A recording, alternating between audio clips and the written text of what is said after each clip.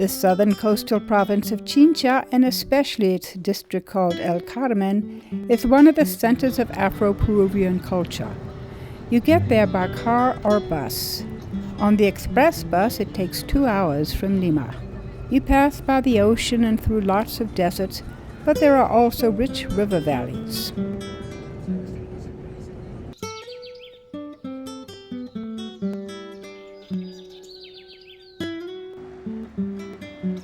Art, whether murals, music, dance, poetry, or other form of art, is treasured.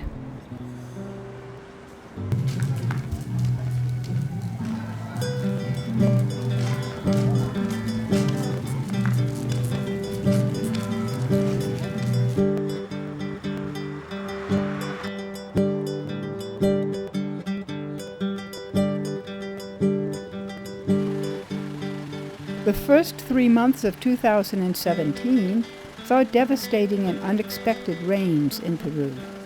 Over 200 bridges were washed out or severely damaged, including the main bridge to the El Carmen district.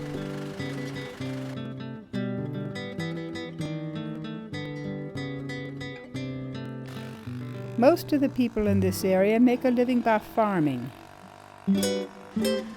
Cotton is the chief crop, but they also grow corn, avocados, and other fruit and vegetables. Most have small plots, but there are a few large landowners. Irrigation is a necessity in this usually very dry region.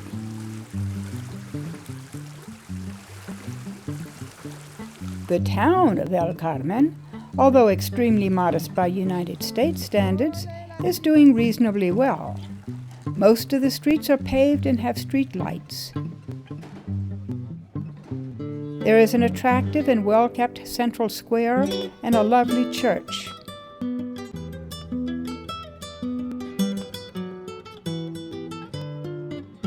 The people are friendly.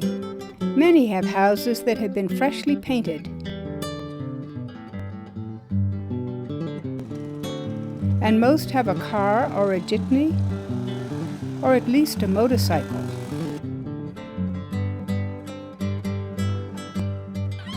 Kids have a place to play soccer.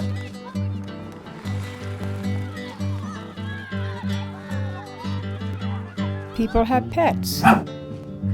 And being that this is a predominantly Afro-Peruvian town, lots of kids play drums or cajon, and there are several cultural centers which offer music lessons and perhaps a quiet space for doing homework. Another aspect of the town's cultural life are the atajos de negritos. Several public-spirited and deeply religious people in El Carmen open their homes to these groups for them to use as rehearsal space. The atajos are part of the local Catholic religious celebration of Christmas as traditionally practiced by Afro-Peruvians. Let's watch and listen for a moment to a rehearsal.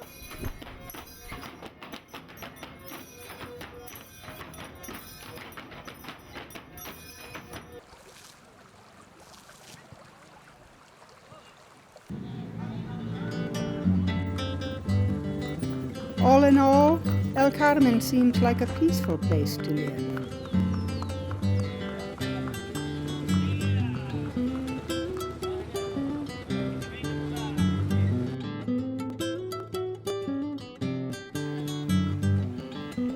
The neighboring towns of Guayabo and San Jose, less than 5 miles away, are far less prosperous.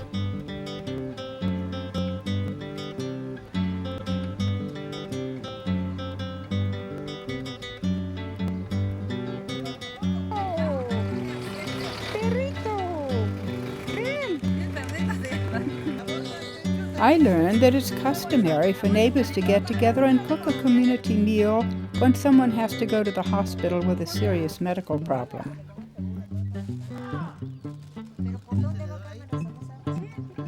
The man in the wheelchair is the one who is on his way to the hospital.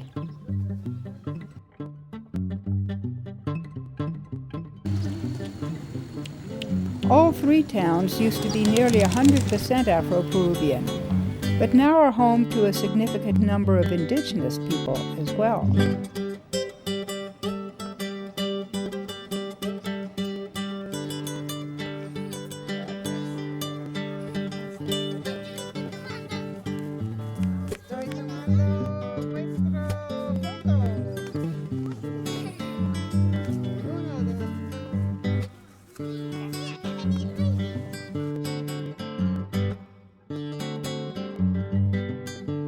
ancestors of all three of these towns are descended from Africans kept as slaves on the prosperous Hacienda San Jose, located next to the town of San Jose.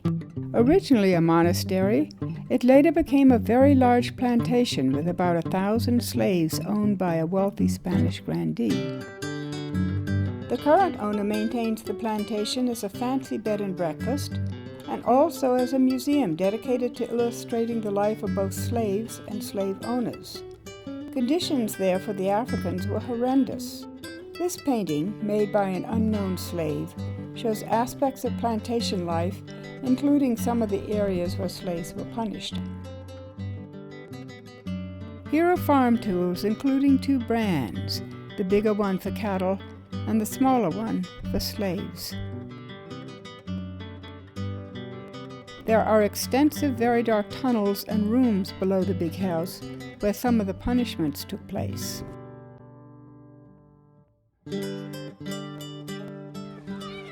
But let's end in the present on a happier note with a few more scenes from El Carmen today.